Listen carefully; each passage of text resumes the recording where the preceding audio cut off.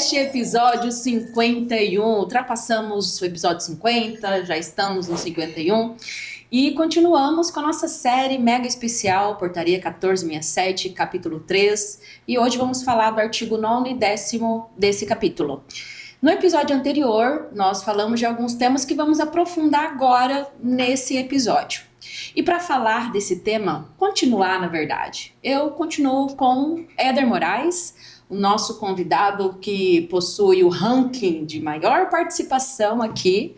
Inclusive, já falamos no outro podcast que daqui uns dias a foto dele vai estar subindo aqui também como co-host. Tem que vir. Que está sempre conosco aqui, contribuindo muito com a Agenda Cast. Bem-vindo, Éder, a mais um episódio. Obrigado. Vamos entrar nos pormenores agora. Falamos do capítulo, vamos dos versículos. Não, só que a portaria não são versículos, aí Mas são é a Bíblia sessões. da RPPS. É a Bíblia, mas ela trata capítulos e sessões. Capítulo, incisos, parágrafos e sessões, os artigos e etc. Tá certo. Ela acaba diferenciando um pouquinho da dinâmica da Bíblia nesse aspecto. Mas ele é a Bíblia da RPPS. Concordo. Continua sendo a Bíblia do RPPS, com essas pequenas diferenciações. A nossa leitura de cabeceira. Nós vamos completar um ano de podcast. Eu vou ver quantos episódios você participou. A gente vai ter o percentual de participação aí. E uma participação especial de quem mais participou no da Agenda Cast. Acho que é válido, né? E eu quero bolo. Não, quem sabe o bolo com a velhinha de um aninho. Queremos o bolo. Comemorar. Acho que faz bem. Considerações iniciais? Vamos aprofundar de fato, né? Continuar nessa sessão tão importante que fala sobre a parte financeira, né? Que todo mundo, quando ouve a RPPS, já pensa aposentadoria e pensão. Aposentadoria e pensão. Mas para pagar aposentadoria e pensão, a máquina tem que funcionar. Tem toda uma engrenagem com muitos detalhes. Né? Então vamos aprofundar um pouquinho mais esses temas que a gente já falou na semana passada. Então vamos lá. O artigo 9º, ele traz a questão da noventena das alíquotas de contribuições, que é a publicação da lei, quando que vai passar a vigorar o desconto dessas contribuições na folha dos servidores. Isso. É possível que o RPPS publique a lei e já desconte no mesmo mês ou não? Como que funciona isso? E qual que é o risco jurídico dessas situações? São duas coisas, né? Artigo 9º, 90º, talvez não por acaso. Conectado, né? O número 9. É possível? Possível é. Né? Mas é juridicamente ilegal. Então o ente federativo vai fazer uma lei, vai dizer que a alíquota sai de 14% para 15% e já começa a descontar no próximo mês. A lei pode estar perfeita. Todo o processo parlamentar feito de acordo. Mas é ilegal. O que vai acontecer nisso aí? Vai ter um problema judiciário, provavelmente se alguém ajuizar. O próprio Tribunal de Contas pode recomendar o reprocessamento das folhas, retornando, porque ele precisa respeitar os 90 dias depois de publicada a lei. Porque ninguém pode criar uma despesa para o outro assim, da noite para o dia. Exatamente. Né? Então ele precisa respeitar esse prazo de 90 dias. Eu já vi cobrar antes e nada acontecer. Isso até antes da 103, antes da 1467. E nada acontecer, né? Mas, via de regra, há de se respeitar os 90 dias. E se não respeitar? Se não respeitar, vai acontecer essa situação. É um risco jurídico que a RPPS e o ente federativo vai correr, né? As folhas deverão ser reprocessadas, as contribuições retidas a maior deverão ser devolvidas, né? E uma nova lei vai precisar ser editada ou respeitada, né? Há de se considerar as duas possibilidades. Então, assim, pode acontecer? Por um equívoco da administração pública, isso pode acontecer. Mas a regra é 90 dias após a publicação. E o ato precisa ser revisto. Exato. Nessas condições. A portaria traz ainda a questão das alíquotas progressivas. Aquela premissa de quem ganha mais, paga mais. Até o mote do governo em relação a essas mudanças das alíquotas. No entanto, como que elas funcionam? Tem uma exigência de cálculo atuarial, uma exigência legal para que isso se efetive, né, em relação às alíquotas. E por que que o cálculo atuarial é a espécie do juiz que define, determina que ela seja aplicada ou não? Como a gente falou no episódio anterior, a decisão de alíquota não é uma decisão política. Exato. Não deve ser uma decisão política. A previdência, ela não é uma coisa do agora. A previdência é questão de décadas, né? Então aquilo ali precisa ter um equilíbrio por décadas. Então, a alíquota ela pode ser progressiva? Pode, desde que não haja déficit. Então, quem vai indicar a existência de déficit ou a projeção de um déficit é o estudo atuarial. Então, o estudo atuarial, como você colocou, ele é o juiz desse momento, né? É ele que vai dizer, você pode instituir alíquotas progressivas. De certa forma, vamos dizer que quem ganha mais, quem ganha menos, paga menos, é uma questão de justiça, etc. Só que nós também já falamos, o sistema ele é solidário.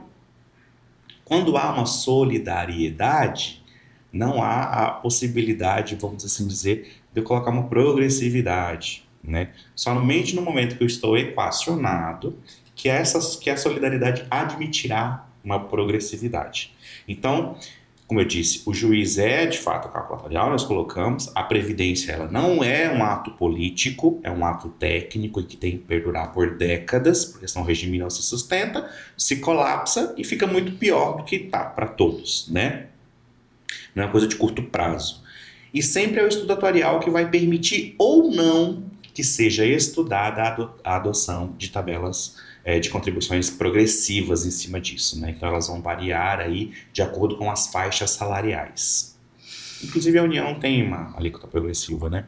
Nesse sentido, o inciso 4, ele trata da vedação de retroativa, exigir retroativa dessas alíquotas. E já o inciso 5, ele traz a possibilidade de redução das contribuições. Como que funciona? É possível que a alíquota ela majore, ela diminua, de acordo com a dinamicidade do RPPS? Como que funciona nesse aspecto? A alíquota, a contribuição previdenciária, ela não é um imposto, né? O próprio nome fala, contribuição previdenciária. E o Código Tributário como um todo, em cima de contribuições e impostos, ele não admite a retroação de alíquotas. Então eu não posso editar uma lei hoje dizendo que desde janeiro de 2025 a alíquota não é 11, é 12. Não é 12, é 13. E aí é 13, vou cobrar retroativo de janeiro de 25 para cá. Isso não existe, né? Diferente, por exemplo, do imposto de renda, que é um regime de caixa, as contribuições são regimes de competência. Então, quando há um retroativo a ser pagar relacionado a um reajuste, uma diferença também, é importante que a gente sempre vai olhar as alíquotas vigentes à época do fato gerador. Então, se hoje editou-se uma lei, né, que para daqui 90 dias as alíquotas passam a ser 15% e hoje são 14%, se lá depois dos 90 dias eu for fazer um cálculo de retroativo que eu estou dizendo que o servidor tem a receber, tá? Eu vou ter que olhar esse período. Então, eu tenho o período que era 14 e o período que passa a ser 15. Não se admite retroagir a alíquota, cobrar no passado. Não posso cobrar no passado. Isso não existe, tá? Quanto à redução de alíquota, é possível. Ela é possível. Eu, particularmente, nunca vi. Eu também nunca vi. Desconheço o RPPS, que a alíquota estava tanto e diminuiu, porque todo o equilíbrio, e se eu diminuir, eu vou manter o equilíbrio. Não existe, né? Matematicamente, nunca vi ninguém tão bem assim. Essa conta ainda não fechou, eu não vi ela acontecer. Não. Mas não há nenhuma vedação. Não, só existem alguns critérios, inclusive o artigo 65, um pouco mais abaixo, vai trazer de maneira mais clara, que também é estudo atuarial. Tudo é embasado. As alíquotas, ela sempre falou de alíquota, estudo atuarial tá junto. Inclusive, né? Quem não fez no final do ano, agora no começo do ano, faça o seu estudo atuarial. Sim, pessoal. Sim, a sua pra você ver como é que você tá. Então, assim, existe essa possibilidade. Eu, como eu disse no episódio anterior, são 10 anos que eu estou aqui dentro, eu nunca vi cliente nenhum que tenha feito essa redução. Já vi segregação de massa e depois ressegregação, já vi criar fundo depois de voltar a um fundo único, mas diminuir a alíquota, não. Isso eu nunca vi. Mas a portaria 1467 deixa muito claro que existe a possibilidade. Artigo 10. Ele traz a questão que o RPPS, a legislação, na verdade, ela não apenas estabelece, vai ser estabelecido pelo cálculo atuarial que será a alíquota X. Não é apenas assim. Não. Precisa haver o estudo, cálculos matemáticos do porquê que aquela alíquota é ideal para aquele RPPS e a recomendação é que siga, né?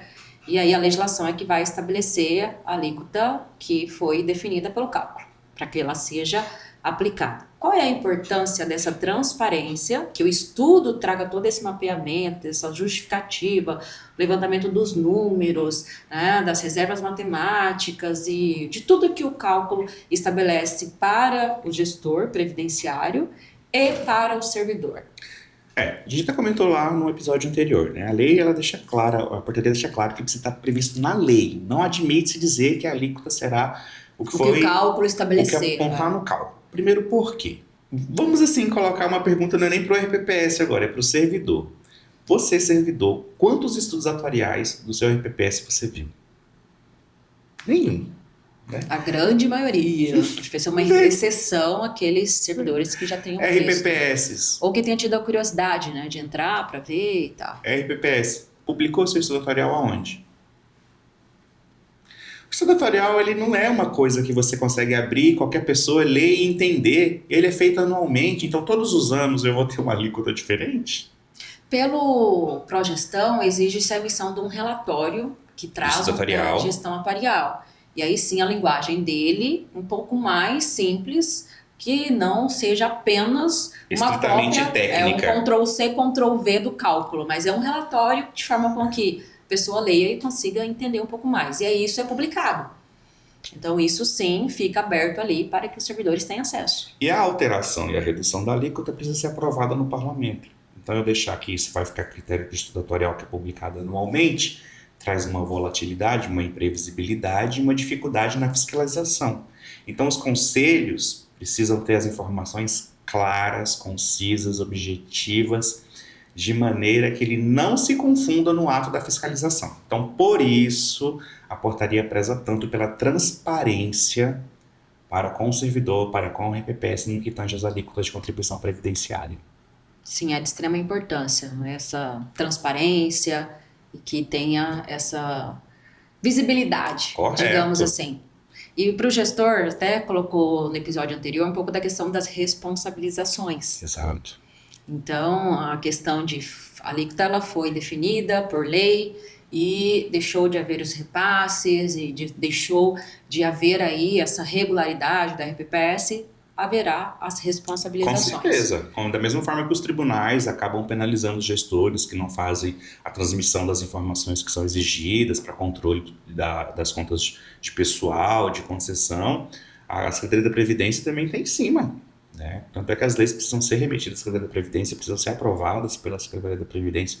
Não é qualquer reforma da Previdência que vai ser feita dentro de um município e que ele pode colocar aquilo ali em vigor e falar, bom, acabou. Não acabou. Né? Existe fiscalização e autotutela do Estado de rever seus atos a qualquer tempo.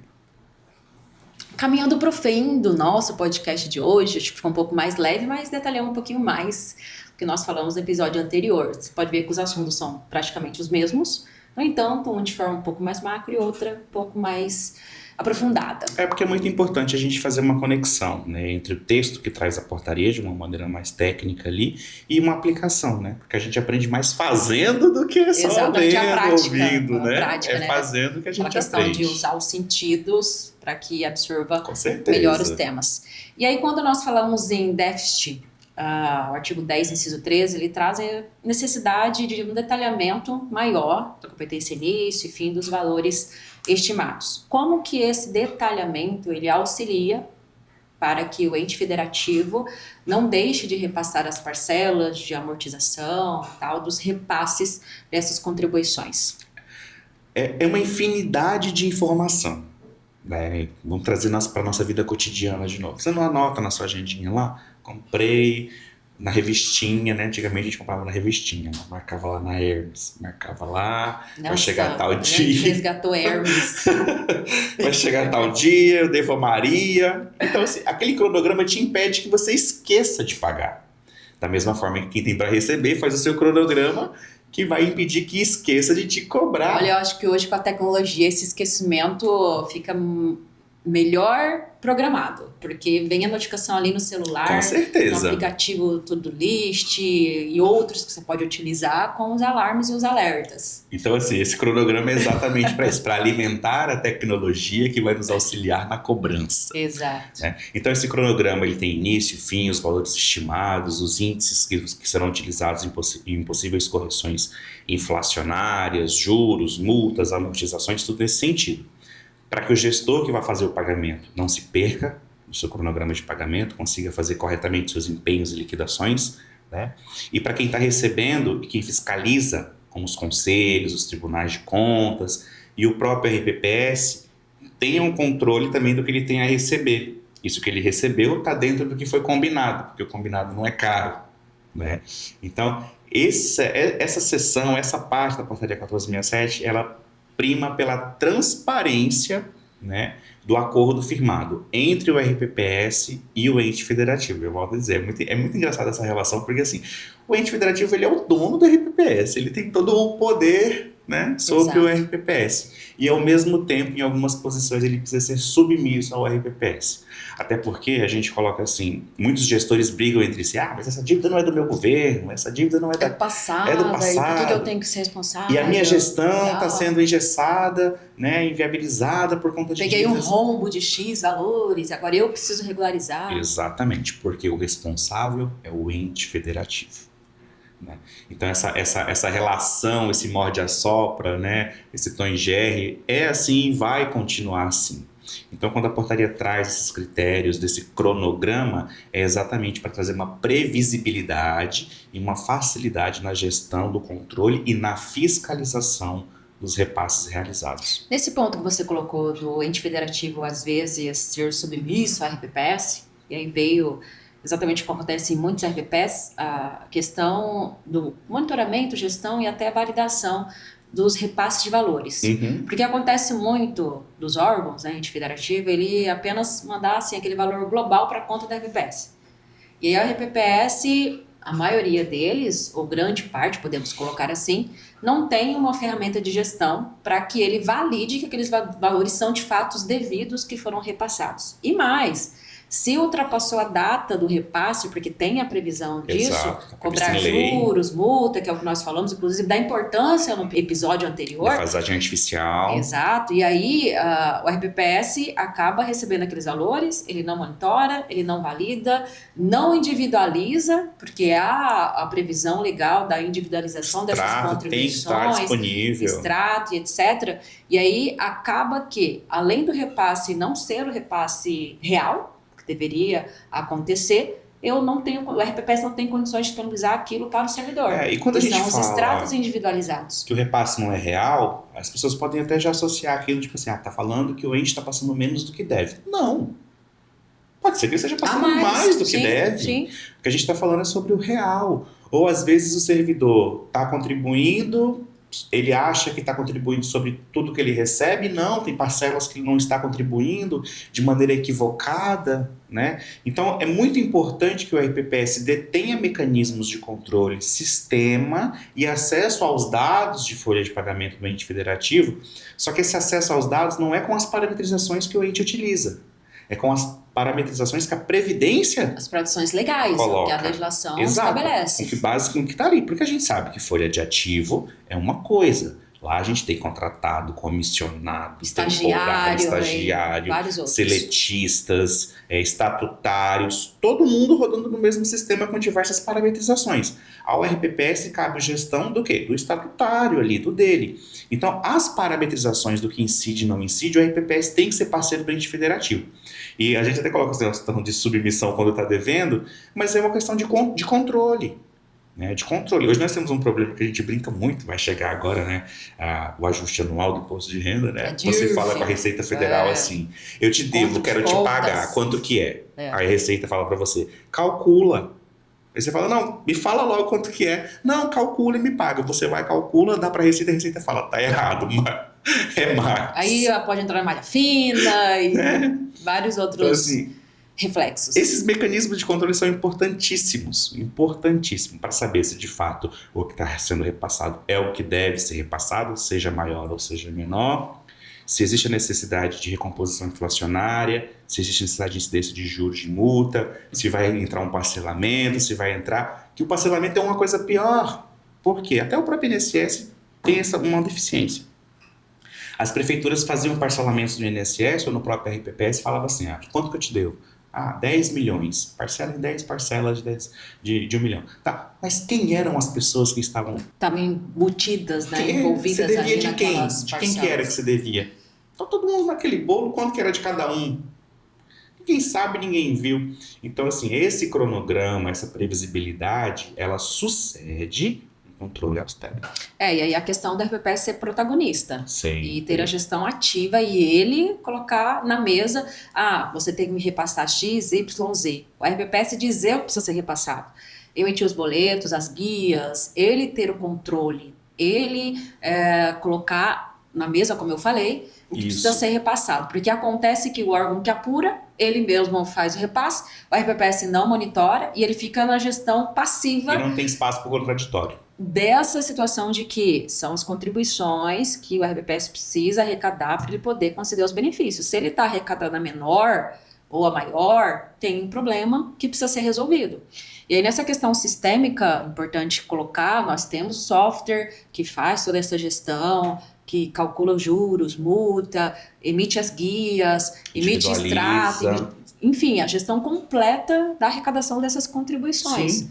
E o ponto importante é que tudo isso, como você foi colocado, depende também de uma integração com a folha lá dos órgãos, né, para essas parametrizações todas adequadas para que o sistema também funcione bem, na relação das questões dos dados, que é importante. Qualquer sistema, para ele rodar bem, depende dos dados. Então, isso é muito importante. E achei importante colocar na mesa essa questão, porque afeta grande maioria dos RPPS. Sim, eu acho que assim, você vê a discussão que foi a reforma do Código Tributário no Estado brasileiro, né? Quantos anos vinham se falando dessa reforma do Código Tributário aí? E reformou-se, mudou-se. E quantas vezes nós reformamos a Previdência? Então, assim, são assuntos de naturezas distintas, mas de grande impacto na vida da população como um todo. Então, às vezes, eu sinto como se o governo tratasse a Previdência com banalidade, né? Dizer assim, vamos resolver aqui, as discussões duram 3 meses, 6 meses, 1 ano, e já Ou fecha. Algumas discussões, inclusive, morrem, nunca mais ressurgem. E logo fecha. Por exemplo, agora saiu a PEC 138, que admite a possibilidade do acúmulo de cargo de professor do magistério com qualquer outra carreira. Pouquíssima discussão, ninguém nunca ouviu falar dessa PEC muito ali, aprovou-se, né? Então, e aí você vai ver o resultado disso, positivo ou negativo, com o passar do tempo. Com o passar do tempo, exato. Passar do tempo. Então, a Previdência ela precisa ser um assunto que esteja à mesa cotidiana, né, das prefeituras, dos estados e da União. Cotidiana. As decisões não podem ser tomadas no impulso, as decisões não podem ser tomadas com cunho político-social. Tem que ser colegiado com pessoas de conhecimento técnico, exatamente, conhecimento econômico, financeiro, matemático, assim como o cálculo notarial. Várias frentes. Depois da porque 103, não é apenas uma linha. A Previdência é muito mais ampla. Depois da 103, eu acredito que os RPPS aprenderam errando. Sim. Que foi promulgada uma emenda constitucional, ninguém sabia como aplicá-la, começou a se aplicar, começou a falar que estava errado e começou a se modular. Cada parada, aí sim ia para aprendizado, consertar o pneu para poder continuar. Checkpoint seguia. Então, assim, a gente está trazendo aqui a portaria 1467, capítulo 3, trazendo toda essa questão. Você pode ver assim, que muito se fala em previsibilidade, sustentabilidade, equilíbrio financeiro atuarial, transparência, mas gestão, tudo isso palavras-chave. Exatamente. Sucede um trabalho árduo que vem antes aqui para poder chegar nisso aqui, que é o Olimpo da gestão previdenciária. Exatamente, atingir as boas práticas ali, um RPPS de nível 4 do Progestão, colocamos assim, nível 4, mas de forma prática, não só teórica. Não só teórica. Exatamente. Muito bem, vamos para o Agenda Coffee do episódio 51. Você marcou um coffee com alguém e debateu um tema de RPPS. Quem é esse alguém, esse convidado, e o tema que você gostaria de debater? Dessa vez eu vou tomar um café contigo. Comigo? Para a gente debater sobre qual tema nós vamos falar no aniversário de 1 ano do AgendaCast. Bom, eu já soltei uma pérola aí para nós fecharmos, né, esse episódio especial de 1 ano da agenda, né? Algumas ideias e tal, precisamos apenas estruturar e acho que um café vai ser legal para isso. Aguardo. Estruturar certinho e tal, pra gente fazer algo bem legal. Tiver um biscoitinho pro nosso público, né, pro nosso público. Porque essa conversa vai ser longa. Muito. E sobre o RPPS, né, a gente pode também conversar um pouquinho sobre como é que a gente acredita que vai ter os impactos da 138, né, porque existem casos de pessoas... E, inclusive, temos que fazer um podcast sobre esse tema. Sim, porque tem casos de pessoas que acumulavam cargos ilegalmente e, em tese, agora isso é legal. Quais os efeitos Quais os práticos? reflexos disso? São muitos. Tá bom? Excelente, aceito o Agenda Coffee, é só marcar e aí nós fechamos os 2 assuntos. Fechou. Gratidão pela sua contribuição sempre muito valiosa aqui no Agenda Cast. E gratidão a você que esteve conosco até o final. Convido a continuar conosco maratonando aí a série Portaria 1467, que ainda terá muitos e muitos episódios ao longo do tempo. Estamos fechando em capítulo e criando as playlists lá no YouTube para que vocês consigam acompanhar por capítulo. Acho que fica bem legal, bem organizado. E fechando capítulos, porque no fechamento de cada capítulo a gente pode falar de um outro tema, volta à portaria, né, para nós termos assim uma dinamicidade do Agenda Cast em que não foque apenas em um tema, mas que em vários outros temas sejam aí inseridos ao longo dos episódios. E se você ainda não segue o Agenda Cast, Agenda Assessoria nas redes sociais, siga-nos no Instagram, Spotify, Facebook, LinkedIn. Estamos em todas as redes falando de RPPS, porque para nós o mais importante sempre é conectar com vocês. Muito obrigada e até a próxima.